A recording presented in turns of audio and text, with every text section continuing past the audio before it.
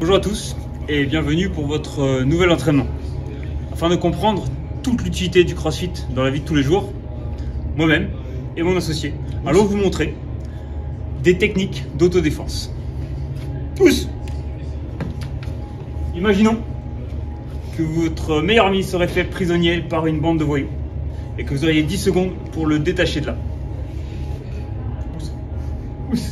Tu me mets en situation. Au secours, je suis votre meilleur ami et vous devez me sortir de là. Ouais, bouge pas, c'est du CrossFit. Nous n'avons pas d'autre explication. Désolé pour cette blague.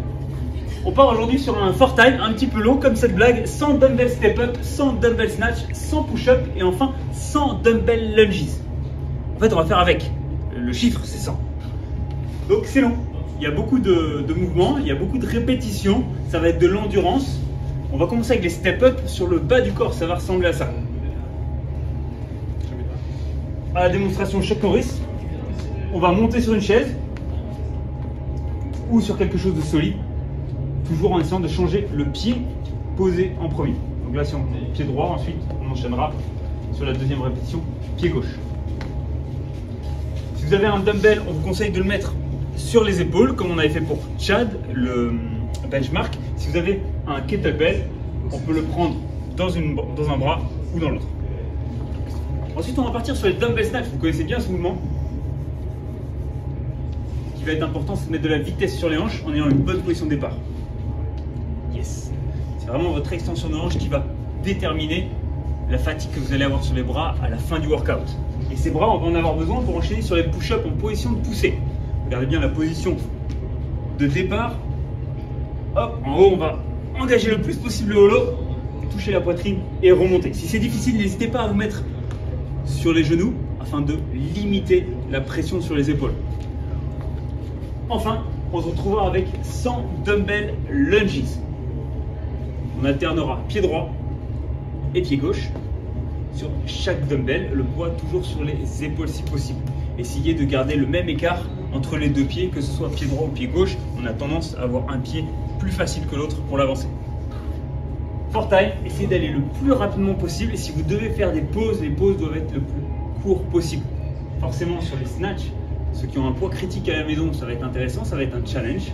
Si c'est difficile, vous pouvez diminuer à 80 ou 70 répétitions le nombre de dumbbell snatch. Et sur les autres, il va surtout falloir pousser sur la motivation. Je parle des dumbbell step up et des dumbbell lunges. Les push-ups seront peut-être à faire en série courte afin de ne pas arriver au moment où vous ne pouvez plus enchaîner les répétitions. Si vous allez trop loin dès les premières séries, ça va être compliqué pour la suite. On va voir notre warm-up. Alors, on aura 5, 4, 3, 2, 1 de inchworms. À chaque fois, après chaque série, on aura 30 jumping jacks. Un inchworm, ça ressemble à ça. On va pouvoir se concentrer sur le fait de garder les abdos engagés et les fessiers serrés. Ça va nous préparer sur les push-ups. Ensuite, après la série 5, D4, 3, 2, 1, 30 jumping jacks, ça ressemble à ça. Ce qui nous permettra de monter le cardio. Pour l'after party, on va changer de démo man. Yes! Forcément, j'ai besoin de quelqu'un comme Eugénie pour l'after party. Rattrape sa Gauthier. Pour les démos de stretching, on va partir sur un petit stretch en 5-7. Vous allez faire 10 shoulder stretch à droite.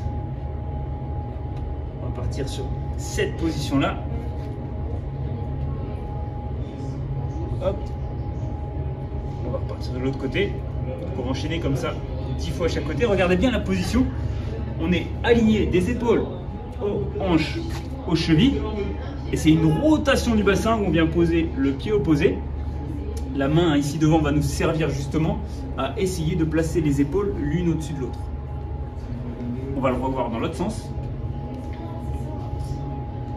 Le bras qui est posé derrière est complètement en appui sur le sol et son épaule reste basse. Ok, essayez de conserver cette position à chaque fois que vous faites le shoulder stretch et n'allez pas trop loin si c'est pour vous déformer, voire plier le coude. Est-ce que tu peux plier un petit peu le coude? T'as du mal? Hop. Ok. Descendre trop bas l'appui ou tordre trop au niveau des hanches mais pas du tout au niveau des épaules. Donc ça sera pour notre shoulder stretch. Au niveau des répétitions, donc dans la 5 séries, on a fait 10 shoulder stretch gauche et droite. On va faire les 45 secondes de seated straddle. Ça ressemble à ça.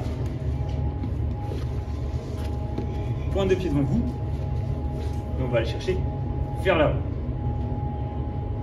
Avec les fameuses mains qui avancent et les doigts qui courent. Le fameux piano longiligne. Dans cette position, on va essayer de chercher un écart maximal au niveau des adducteurs. Et regardez bien la position qu'elle a entamée au départ. Est-ce que tu peux te remettre au démarrage? Elle a sorti la poitrine, elle a essayé de garder un dos bien fixé droit pour ne pas arrondir trop la colonne ici, afin de sentir le stretch au niveau des hanches. Au bout de 5-7, forcément 45 secondes, vous allez sentir que vous pouvez avancer légèrement. N'avancez pas au détriment de la position de votre dos. Est-ce que tu peux nous montrer un dos dégueulasse? Voilà, surtout pas, on essaiera de garder un dos bien placé. On rappelle que si vous êtes vraiment mauvais à ce genre d'exercice, il y a la mobilité le matin et surtout il y a le yoga le week-end avec Eugénie, donc ça vaudrait le coup de passer faire un petit coucou. Merci à tous, bonne journée.